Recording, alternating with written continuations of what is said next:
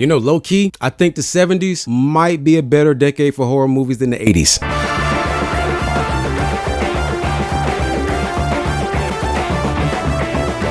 Now wait, go ahead, put your pitchforks down. I don't mean by like a long shot, like it blows the 80s out of the water or something like that. But when it comes to overall quality and diversity of the films, I gotta admit, bruh, the 70s was cooking. Now listen, everybody always talks about Halloween, The Exorcist, you know, movies like The Omen, Alien, Jaws, Texas Chainsaw Massacre, and a lot of times even Black Christmas. Don't get me wrong, those movies are undeniable classics. But I think because those movies were such huge classics that they kind of overshadowed the rest of what the decade had to offer. A lot of 70s horror movies actually get confused for 80s movies. And because during the 70s, the genre was still pretty much, you know, kind of taboo. So a lot of these amazing films just didn't get the recognition they deserve. But all of that ends today, because instead of giving you my top 10 70s horror movies, I'm going to give you 10 of my most underrated 70s horror movies. Some of these you might know, some of them you might have only heard about a little bit, and some of these you might not know at all. So sit back, relax. We finna have a movie night. But before we get into the list, y'all already know the drill. Hit the like button and the subscribe button and the notification bell. For all my new viewers, welcome to the channel. And for all my day ones, my return viewers, welcome back, gang. Now, this list is in no particular order. I'm not doing it like worst to best or nothing like that. However, my number one is my favorite movie on this list. And if you guys enjoyed it, I might do a part 2 because there's a lot of movies from this decade that really could have made this list. But kicking everything off with number 10, Deep Red from 1975. This movie was brought to us by the legendary Italian horror icon himself, Dario Argento, and Deep Red is considered to be one of the best giallo films of all time. So this story follows a pianist named Marcus, and Marcus witnesses the brutal murder of a psychic woman. After she dies, he becomes obsessed with finding out who the murderer was, but that might have been his biggest mistake, because as he gets a little bit closer to figuring out,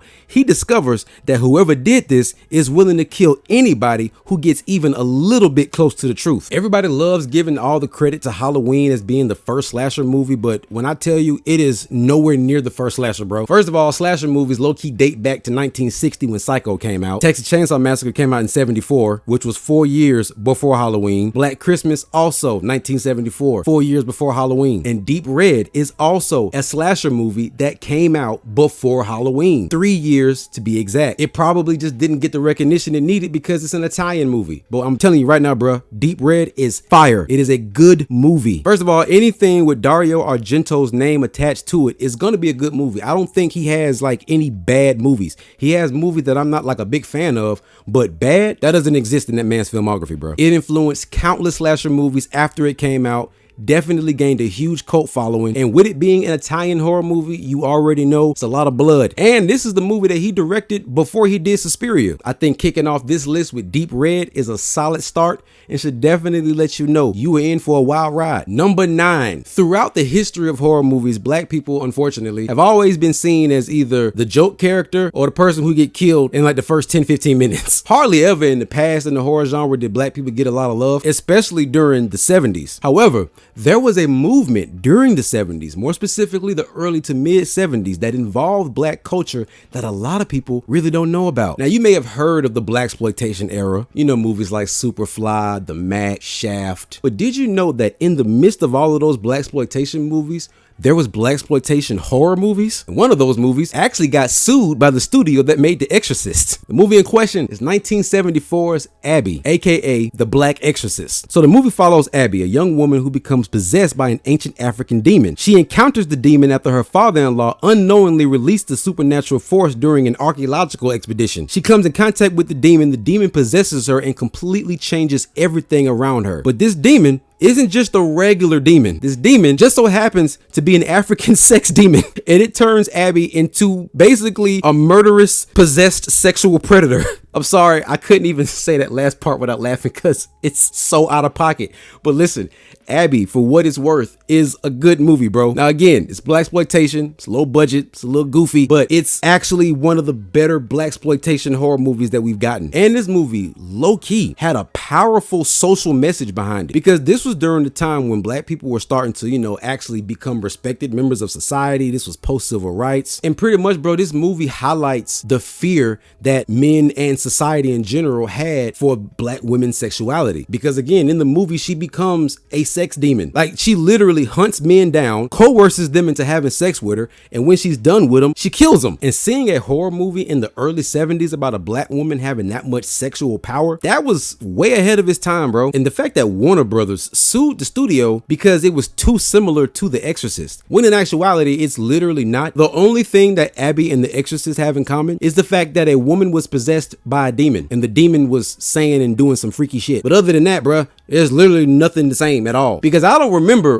Reagan from The Exorcist punching the dude in the backseat of a car and then turning into a demon and ripping his throat out. That didn't happen. Unfortunately, though, because it got sued, it got pulled from theaters way too early, so it never was able to gain anything other than a cult following. If you've seen Abby, hit me up in the comments and tell me your thoughts about it. It's honestly a true classic, in my opinion. Number 8. Let's take it all the way to the end of the decade with 1979's The Brood. Before I even get into the plot of this movie, I got one word for you to keep in mind: Cronenberg. When you hear Cronenberg, you already know what to expect. We finna get into some body horror. Before David Cronenberg became known as the king of body horror, he gave us The Brood, a story that follows a man investigating a series of brutal murders connected to his estranged wife and a controversial form of psychotherapy. The deeper he digs, the more disturbing the truth becomes. This is one of his earlier masterpieces, bro. Like, before he was known as the go-to guy for body horror. Like, before The Fly. You know what I'm saying? It explores anger, trauma, depression, and divorce, all told through a body horror story. Had it not been for The Brood, we wouldn't have gotten his version of The Fly. And the finale of this movie, bro, easily one of the most shocking finales out of any horror movie from that entire decade. Bro, that ending is so crazy that even our overly desensitized 2026 asses will still find that ending shocking. If you know, you know. But if you don't know, now you know. And now it's time for you to go find out so you can know some more. Number 7, I got 1973's Messiah of Evil. If you want to talk hidden gems, I don't think it gets no more hidden than Messiah of Evil. The movie follows a young woman who travels to a small coastal town searching for her missing father. Upon her arrival, she discovers that the town is slowly being overtaken by strange zombie-like creatures connected to a mysterious curse. The film was known for a surreal, dreamlike atmosphere, and honestly, the movie feels more like a nightmare than a traditional horror movie. Bro, there is 2 scenes in this movie that are absolutely phenomenal, and I really wish I could spoil them, but I can't. But I will give you 2 hints. There are 2 scenes that happen at a movie theater and a grocery store that will leave your jaw on the damn floor. I'm telling you, bro, this movie literally does not get talked about. I have been doing content since 2022, and throughout my horror experience, I literally have never seen any of my mutuals, anybody ever talk about this movie, bro. Once again, proving what I said, bro. The 70s is such an underrated decade when it comes to horror movies. Chef Kiss. Gotta give it his flowers. At number 6, I got 1976's Alice, Sweet Alice. One of the most randomly uncanny movies I've ever seen, bro. Once again, a 70s slasher movie that was introduced to us before Halloween, yet somehow Halloween was still considered the first slasher movie. That obviously means y'all didn't know enough ball to be talking about the game. But what is Alice, Sweet Alice, and what the hell is it about? This film centers on a young girl who becomes the prime suspect after her younger sister is murdered during a church ceremony. But the younger sister isn't the only one that died, because more and more people start dying, and the mystery only gets weirder and weirder. The one thing that I love about Alice, Sweet Alice is the fact that it's not just a straight up slasher movie. It plays out more like a murder mystery, and it incorporates elements of religious horror as well. It featured what I consider to be one of the earlier slasher icons, with the yellow raincoat and especially that mask. Not gonna lie, bro, that mask is creepy as hell. I don't like it. And it's just amazing to me how, with a movie like that, how Halloween got all the attention. That movie flying under the radar like that just don't sit right with me, bro. And when I say ahead of its time, I really mean that, because just like Scream, this was a murder mystery that played out like a whodunit. And there is a killer reveal at the end of the movie, just like a Ghostface reveal. So yeah, take it from me, put some respect on Alice, Sweet Alice. It's definitely a movie that I highly recommend. Oh yeah, real quick, for all my MJ fans, this is actually one of Brooke Shields' first roles. Like, this is like the first time a lot of people saw her on screen. All right, gang, we halfway through the list, so let's go ahead and keep this thing rolling. I got number 5. Let's take it back to my boy Dario Argento.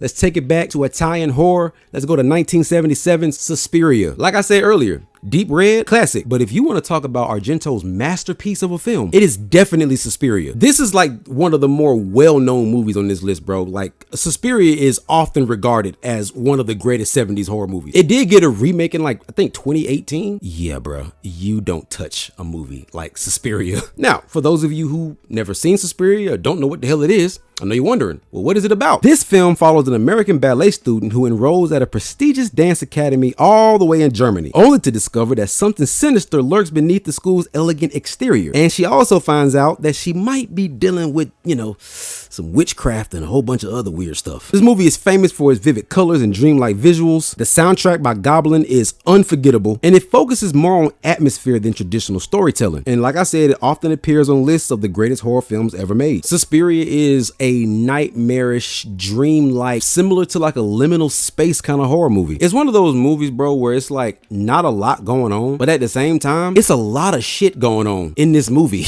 Just watching this girl navigate this weird place and dealing with these people. There are certain scenes in here where the sound design just peeks through so perfectly, and the vivid colors make it look kind of cartoonish and happy, but at the same time just shows you how demented everything is. Because usually horror movies are dark, bright, and you can barely see what's going on, but this movie specializes in brightness and rich colors, and it's very bloody. It is genuinely one of the most unique horror films that you will ever see, and I highly recommend it. But what I cannot rightfully highly recommend is the Suspiria remake. Maybe because I think my standards are a little bit too high. Maybe I love the first one a little too much that I can't appreciate the remake. Let me know how you feel about it, but me personally, I think you can kind of skip it if you ain't seen it. Number 4, if you thought that I was only gonna show love to my people one time, you're wrong, because I gotta go again. Once again, in 1974, we got another legendary blaxploitation horror movie that I genuinely believe is one of the best ones. Sugar Hill. Sugar Hill combines voodoo, zombies, and blaxploitation in one movie, and it's a revenge story and a female lead who is one of the most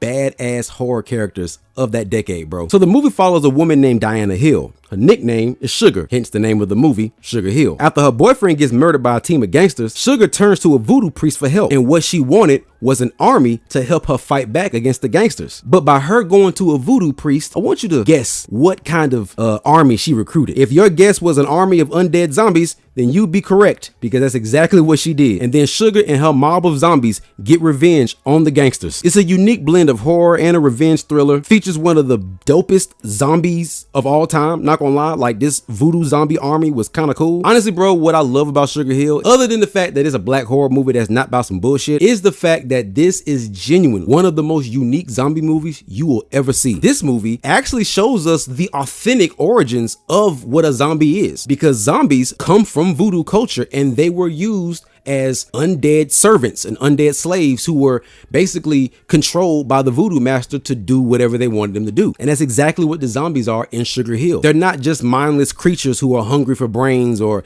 they're infected rage monsters. They're actually undead servants who are sent on a task. So it is actually one of the most lore accurate zombie movies of all time. Not to mention, bro, the cast is great. Like I said, it has a black female lead. She's not being sexualized. She's not being stereotypical. She's the one that's whooping ass. So think of her like the horror movie Pam Grier, you know what I mean? Sugar Hill, most definitely one of those movies that I will always bring up when discussing 70s horror movies. Gotta put some respect on it. At number 3, I got Tourist Trap from 1979. Boy, you wanna talk Uncanny Valley? This is the goddamn movie for you. Bro, Tourist Trap is genuinely, and I mean this with no exaggeration, dog, one of the strangest, unsettling, creepiest movies of this whole decade. So in Tourist Trap, a group of young travelers become stranded near a roadside attraction filled with these weird mannequins. Now, what begins as an inconvenience quickly turns into a terrifying fight for survival, as our group of friends realize that this ain't no regular tourist trap and these ain't no regular mannequins. This movie mixes supernatural and slasher elements, and it was produced by the same team that made Texas Chainsaw Massacre, so you already know it got that rough and grungy aesthetic to it. And just the way that they shot the mannequins was just unsettling, bro. It was creepy as hell. Like, I don't like looking at it. Like, I want you to imagine seeing a bunch of creepy ass human-like mannequins shot in the same way that Texas Chainsaw Massacre was shot. Yeah, bro, that is a big hell no. And one very cool and very unknown fact about Tourist Trap is that Tourist Trap technically got a remake in 2005. Yeah, it was called House of Wax. Now, I know House of Wax technically is a remake of House of Wax,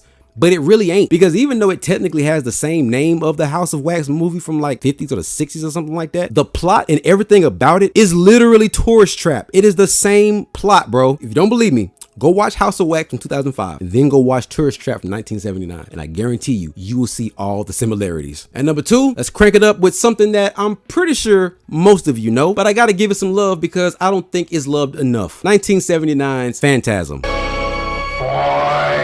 You want to talk about a movie that feels like you trapped in a fever dream? It will be Phantasm. So Phantasm follows the story of a young boy who becomes convinced that a mysterious mortician known as the Tall Man is hiding a terrifying secret inside the local cemetery. But what follows is a bizarre nightmare filled with flying silver spheres, alternate dimensions, undead servants, and some of the wildest imagery that horror movies have ever produced. When I say this movie feels like a fever dream, bro, that might be an understatement. First of all, this movie is low-key a cosmic horror movie because it literally talks about multiple dimensions, like varying other worlds that exist between ours, and it's fucking weird, bro. I'm not gonna lie. It's a blend of dark fantasy, science fiction, and horror. It created one of the 70s icons, and it introduced us to a horror icon of the 70s with the Tall Man. And Phantasm spawned a franchise that actually is pretty well respected. Like, there isn't really like a terrible Phantasm movie. And even to this day, the movie, while it definitely is old as hell, it really holds up because of how unique and original it is. Because honestly, I haven't seen another movie try to do what Phantasm did, and the ones that didn't do it like Phantasm did. Oh yeah, and let's get into the theme music, bro, because the Phantasm theme song is perfection. It is one of the greatest horror movie scores of all time.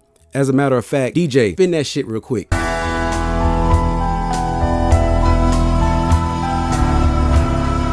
All right, that's enough. I had to stop it. I don't know how copyright gonna go. You know what I'm saying? But y'all get the point. If you've seen Phantasm, you already know it's a classic. But if you ain't seen it, you're gonna find out because you're gonna watch it. But all right, ladies and gentlemen, that brings us to our '1 film on this list. And like I said earlier, this list is in no particular order, but I did save my favorite of this list for last. And that movie is 1979's Zombie, directed by Lucio Fulci. Now listen, George A. Romero most definitely gets all of his respect as the godfather of the zombie genre, but if it's one person who definitely holds that title as well, it is 100% Lucio Fulci. So in Zombie, the story follows a group of travelers who are investigating a mysterious island where the dead have suddenly become rising from their graves. A lot of the residents on this island suddenly fell sick to a deadly disease, leaving the hospitals full of dead and dying bodies. Having absolutely no clue what's going on, these zombies continue to rise from the dead and eventually make their way off the island and begin to infiltrate the states. Quick little fun fact about this movie is that when it was released under the name Zombie 2 because it was supposed to be like an unofficial sequel to George A. Romero's Dawn of the Dead. However, if you look at Zombie, it actually plays more like a prequel to Dawn of the Dead because it shows you the origin of where the zombies came from. Because remember, in Dawn of the Dead, they just kind of were there, but in this movie it shows you that they came from a cursed island. Once again, tapping into the lore accurate origins of a zombie. The island was cursed with voodoo. Bro, when I tell you, this movie has some of the greatest practical effects of all time. Even to this day, there are movies that come out now that still do not look as good as that movie. Hands down, the greatest on-screen zombies you will ever see. I mean, just look at this shit, bro. You cannot tell me that these zombies are not terrifying. I like my zombies slow, gory, and bloody as shit. I love this movie, bruh. Oh yeah, and just like Phantasm, Zombie, hands down, one of the greatest horror movie theme songs ever recorded. DJ.